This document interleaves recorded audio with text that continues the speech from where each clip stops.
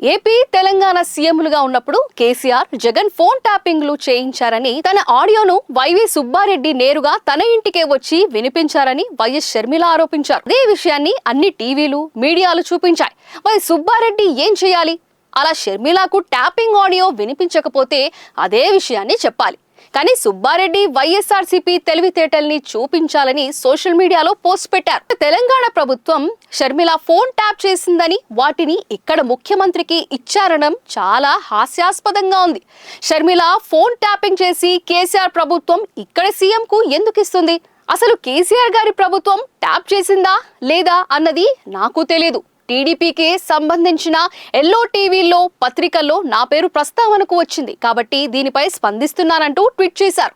Subbareddy tweet చూసి పాపం సుబ్బారెడ్డి తేలు కుట్టిన దొంగలాగా తప్పించుకునే ప్రయత్నం చేస్తున్నారని సెటైర్లు వేస్తున్నారు. అసలు ఆ ఆరోపణ చేసింది షర్మిల.